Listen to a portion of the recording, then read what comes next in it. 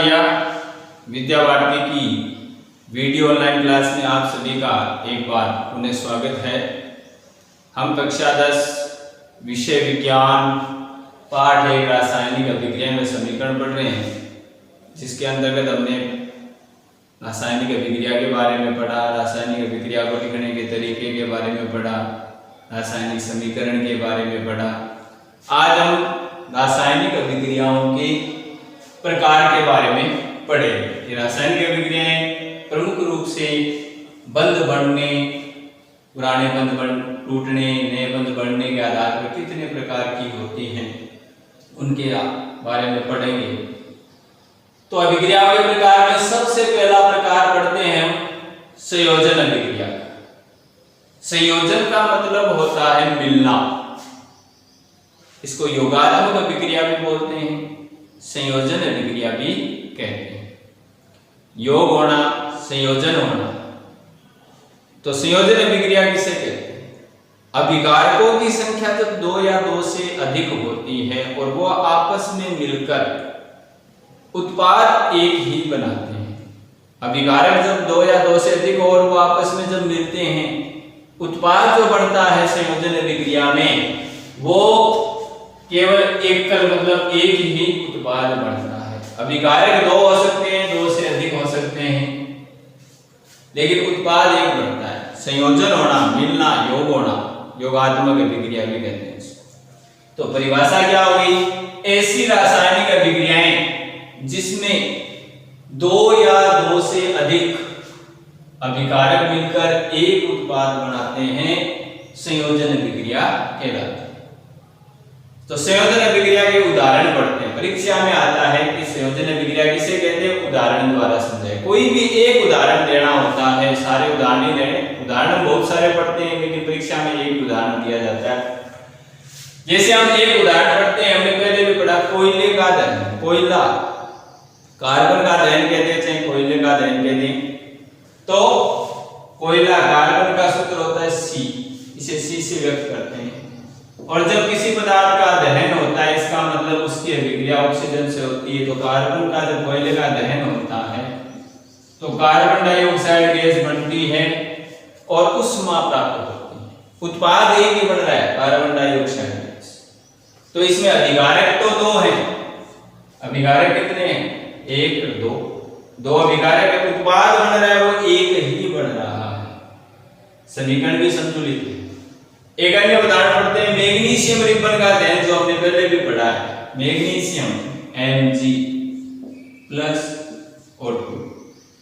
तो magnesium oxide की श्वेत रंग की चूर्ण प्राप्त होता है, राख प्राप्त होती है, मैग्नीशियम ऑक्साइड प्राप्त होता है। अभिकारक 1, 2 है, उत्पाद केवल 1 है। अभिकारक 2 है, उत्पाद 1। तो मैग्नीशियम रिबन का दहन इसका उदाहरण हो सकता है, कार्बन का दहन इसका उदाहरण होता है। इसको संतुलित करेंगे, पहले भी हमने किया। इधर मैग्नीशियम 1 है, इधर भी 1 है, इधर ऑक्सीजन 2, इधर 1 है, तो इसको 2 करेंगे। मैग्नीशियम 2 हो गए, 2 करेंगे। ये समीकरण हो गए संतुलित। समीकरण को संतुलित करना जरूरी होता है, अन्यथा नंबर पूरे नहीं मिलते हैं। अगला पढ़ते हैं जल का निर्माण।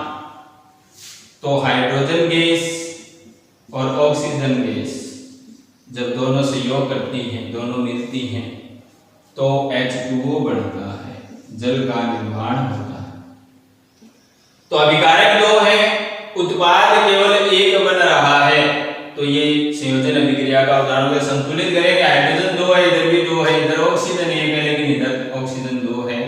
तो इधर 2 करने के लिए आगे 2 से गुणा कर देंगे। हाइड्रोजन 2 दूनी 4 हो गए, तो इसको 2 से गुणा करेंगे। समीकरण क्या होगी? संतुलित होगी। गंधक का दहन, गंधक होता है, सल्फर को बोलते हैं गंधक। तो गंधक का दहन करते हैं, S + O2, SO2 बनता है, सल्फर डाइऑक्साइड। तो ये गंधक है, इसका जब दहन करेंगे SO2 बनेगा, सल्फर डाइऑक्साइड बनेगा। तो ये भी इसका उदाहरण है। चूने, हम बाजार से जब चूना लेके आते हैं, चूने का कट्टा लेके आते हैं, उसको घर पे लाके पानी में डालते हैं। तो चूने को जब जल में घोला जाता है, चूना CaO, calcium oxide, calcium oxide. चूने का सूत्र होता है, बिना बुझा हुआ चूना बोलते हैं इसको, CaO को क्या बोलते हैं? बिना बुझा हुआ चूना।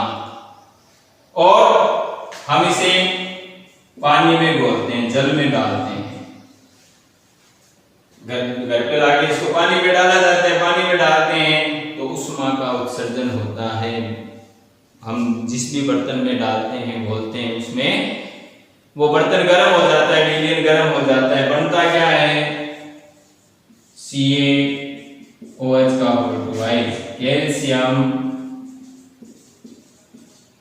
हाइड्रोक्साइड। तो कैल्शियम हाइड्रोक्साइड का निर्माण होता है। इसको बुझा हुआ चूना भी कहते हैं। कई बार परीक्षा में आता है बुझे हुए चूने का सूत्र लिखिए तो CaOH का होता है, जिसे कैल्शियम हाइड्रोक्साइड बोलते हैं। बिना बुझे हुए चूने का कैल्शियम ऑक्साइड। अब समीकरण को संतुलित करेंगे तो ये समीकरण क्या है? देखो, कैल्शियम 1 है, इधर 1 है, इधर ऑक्सीजन 1 2 है, इधर भी ऑक्सीजन 2 है, हाइड्रोजन 2 है। समीकरण क्या है? संतुलित। अब इससे रिलेटेड एक प्रश्न आता है परीक्षा में जो इंपॉर्टेंट है कि सफेदी करने के पश्चात 2 या 3 दिन के बाद में दीवारों पर चमक क्यों आती है? ये प्रश्न आता है कि हम सफेदी कड़ी करते हैं दीवारों पर और 2 या 3 दिन बाद चमक क्यों आती है, उसका कारण बताना क्यों आती है। ऐसा कौन सा पदार्थ बनता है जिसके कारण चमक आती है? तो इसका आपको उत्तर क्या लिखना है? पहले इसकी अभिक्रिया समझते हैं कि हमने चूना घोला पानी में दीवारों पर सफेदी कर दी। सफेदी करने के बाद सफेदी के रूप में हमने कैल्शियम हाइड्रोक्साइड दीवार पर किया, बुझा हुआ चूना हमने दीवारों पर पोत दिया। अब CaOH का हाइड्रोक्साइड, ये जो अपने वातावरण में जो कार्बन डाइऑक्साइड होती है CO2, कार्बन डाइऑक्साइड के साथ जो वातावरण में उपस्थित होती है उसके साथ में बुझा हुआ चूना अभिक्रिया करता है और अभिक्रिया करके CaCO3 बनाता है, कैल्शियम कार्बोनेट बनाता है और जल है वो वाष्प के रूप में निकल जाता है, भाप बढ़ के जल निकल जाएगा, कैल्शियम कार्बोनेट। ये जो कैल्शियम कार्बोनेट बनता है इसी के कारण दीवारों पर चमक आती है। इसके कारण दीवारों पर क्या आती है? चमक। तो समीकरण संतुलित करेंगे तो देखो कि संतुलित है या नहीं है। तो वैसे तो ये संतुलित है लेकिन फिर भी हम काउंट कर लेते हैं। कैल्शियम 1 है, इधर 1 है, कार्बन की संख्या इधर 1 है, इधर भी 1 है, ऑक्सीजन 2 और 2 4, इधर 1 और 3 4 है, हाइड्रोजन कितने? हाइड्रोजन 2 है। समीकरण संतुलित है। परीक्षा में प्रश्न मैंने दोबारा दोहराता हूं कि कौन सा प्रश्न परीक्षा में प्रश्न आता है? सफेदी करने के पश्चात 2 या 3 दिन बाद दीवारों पर चमक क्यों आती है? क्यों आती है? क्योंकि कैल्शियम हाइड्रोक्साइड वातावरण में उपस्थित कार्बन डाइऑक्साइड से अभिक्रिया करके कैल्शियम कार्बोनेट बनाता है। क्या बनाता है? Calcium carbonate. कैल्शियम कार्बोनेट बढ़ने के कारण ही दीवारों पर चमक आती है। और आपको ये भी ध्यान में रखना है कि ये जो कैल्शियम कार्बोनेट होता है, अपना जो संगमरमर पत्थर होता है जिसको मार्बल बोलते हैं, उसका सूत्र भी कैल्शियम कार्बोनेट ही होता है, वो एक चमकदार पदार्थ होता है। तो कैल्शियम कार्बोनेट बढ़ने के कारण 2 या 3 दिन बाद चमक आती है। तो ये बात हो गई संयोजन अभिक्रिया की, जिसमें हमने कुछ उदाहरण पढ़े, कार्बन का दहन, मैग्नीशियम रिबन का दहन, जल का निर्माण, गंधक का दहन, कैल्शियम ऑक्साइड का जल के साथ अभिक्रिया, ये सारे संयोजन अभिक्रिया के उदाहरण। अब हम दूसरा पढ़ते हैं वियोजन अभिक्रिया, या जिसको अपघटन अभिक्रिया भी। वियोजन मतलब टूटना, अपघटन मतलब टूटना, इसको अपघटन अभिक्रिया भी कहते हैं। कई बार आ जाता है वियोजन नहीं पूछ के अपघटन अभिक्रिया पूछ ले। तो वियोजन अभिक्रिया या अपघटन अभिक्रिया किसे कहते हैं? तो इसमें तो क्या था, 2 या 2 से अधिक अभिकारक मिलकर एक उत्पाद बना रहे थे। इसमें इसका उल्टा है, अभिकारक एक ही होता है। तो ऐसी रासायनिक विक्रिया जिसमें एकल अभिकारक यानी एक अभिकारक टूटता है और वह टूटकर 2 या 2 से अधिक उत्पाद बनाते हैं। उत्पाद है उनकी संख्या 2 या 2 से अधिक, इसमें अभिकारक की संख्या 2 या 2 से अधिक होती है और उसमें उत्पाद की संख्या 2 या 2 से अधिक। उसमें अभिकारक एक ही होता है, इसमें उत्पाद होता है वो एक ही होता है। तो ऐसी अभिक्रिया जिसमें एक अभिकारक, एकल अभिकारक या एक अभिकारक टूटकर 2 या 2 से अधिक उत्पाद बनाते हैं, वियोजन अभिक्रिया कहते हैं। अब वियोजन होने के लिए ऊर्जा की आवश्यकता होती है। अब वो ऊर्जा उसे विभिन्न रूपों में प्राप्त होती है पदार्थ को, और उसके आधार पर वियोजन अभिक्रियाओं को 3 प्रकार से विभाजित किया गया है। पहली होती है उष्मीय वियोजन अभिक्रिया। जब अब उष्मीय वियोजन अभिक्रिया वे वियोजन अभिक्रियाएं जो जिसमें अभिकारक उष्मा देने पर टूटकर 2 या 2 से अधिक उत्पाद बनाता है उसे उष्मीय वियोजन, यानी उष्मा की उपस्थिति में वियोजन अभिक्रिया जो होती है उसे उष्मीय वियोजन कहते हैं। दूसरे प्रकार की होती है विद्युतीय वियोजन अभिक्रिया। ऐसी वियोजन अभिक्रिया जो विद्युत के द्वारा उसको ऊर्जा दी जाती है और विद्युत की उपस्थिति में वह एक अभिकारक टूटकर जब 2 या 2 से अधिक उत्पाद बनाता है उसको विद्युत वियोजन अभिक्रिया कहते हैं। तीसरा होता है प्रकाश वियोजन, जिसमें प्रकाश की उपस्थिति में जो वियोजन अभिक्रिया होती है, जिसमें प्रकाश की उपस्थिति में अभिकारक टूटकर 2 या 2 से अधिक उत्पाद बनाता है उसे प्रकाश वियोजन अभिक्रियाएं कहते हैं। तो वैसे प्रकार प्रमुख रूप से 3 प्रकार की होती हैं वियोजन अभिक्रियाएं, उष्मीय वियोजन अभिक्रियाएं, विद्युत वियोजन अभिक्रियाएं, प्रकाश। इसमें उष्मा की उपस्थिति में वियोजन अभिक्रिया होती है, इसमें विद्युत की उपस्थिति में, इसमें प्रकाश की उपस्थिति। अब हम सबके अलग अलग उदाहरण पढ़ते हैं। सबसे पहले हम पढ़ते हैं उष्मीय वियोजन अभिक्रिया के उदाहरण, जैसे CaCO3। अभी मैंने बताया आपको कैल्शियम कार्बोनेट।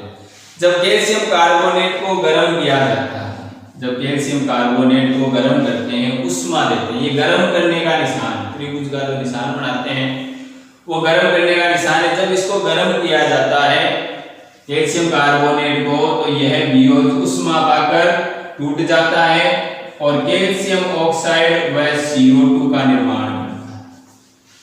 कैल्शियम कार्बोनेट को जब उष्मा देते हैं, गर्म करते हैं, तो वह कैल्शियम ऑक्साइड और कार्बन डाइऑक्साइड का निर्माण करता है।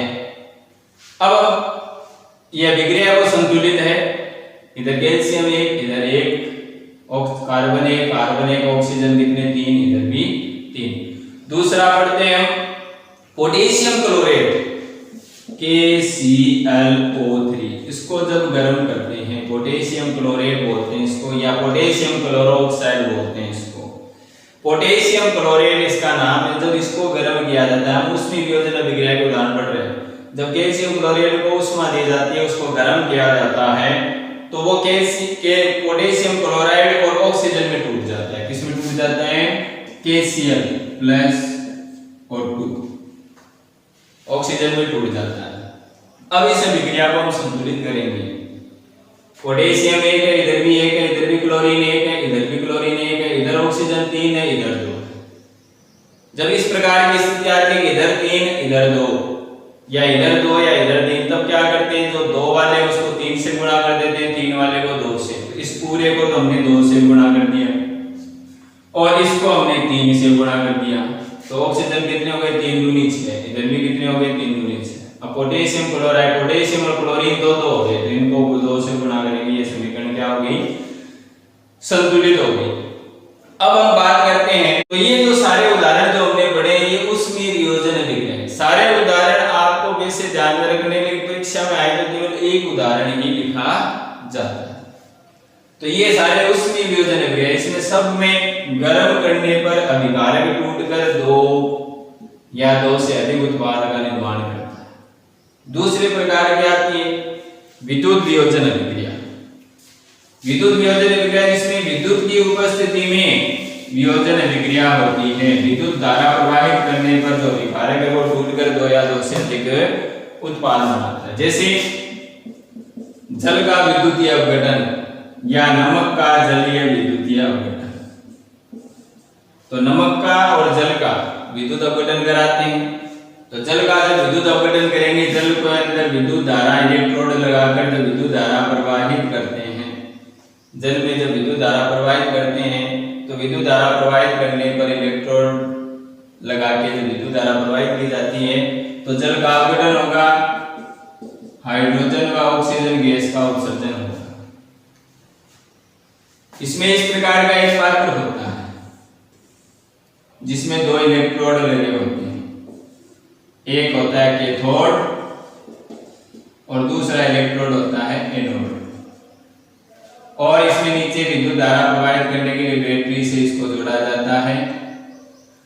ठीक है, तो विद्युत धारा प्रोवाइड करते हैं। तो ये कैथोड जो एनोड होते हैं इनमें जो परख नलियां हैं, जब वो अभिकारक से उत्पाद बनते हैं और यदि उत्पाद गैस की अवस्था में है तो गैस का तो उत्सर्जन हो जाएगा, इसलिए गैस को इकट्ठा करने के लिए उसमें उल्टी परख नलियां रखते हैं और इस पात्र में जल भर देते हैं। जल कम से कम इतना भरना है कि दोनों इलेक्ट्रोड है वो जल के अंदर डूबे हुए रहें। जब विद्युत धारा प्रवाहित करोगे, स्विच ऑन करोगे आप, तो इसमें विद्युत धारा प्रवाहित होगी और जल है वो अपघटित होकर हाइड्रोजन और ऑक्सीजन गैस में टूट जाएगा और वो गैस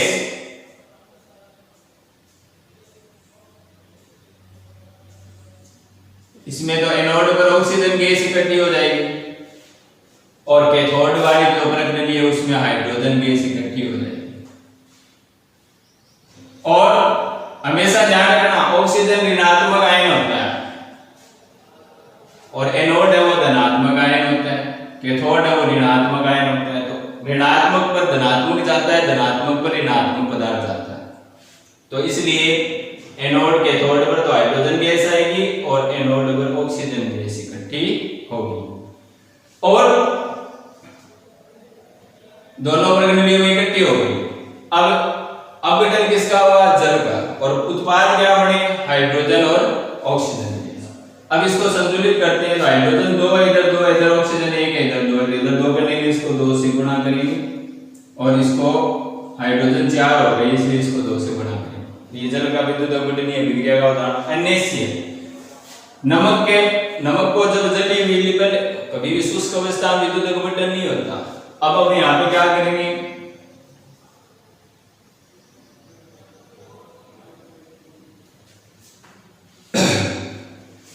तरीका यही होता है विद्युत अपघटन का। अब इस बर्तन के अंदर जो प्लास्टिक का बर्तन होता है इसमें NaCl का जलीय विलीन लेंगे। NaCl को पहले पानी में घोलेंगे और वो जो जलीय विलीन बनता है उसको हम इसमें ले लेंगे।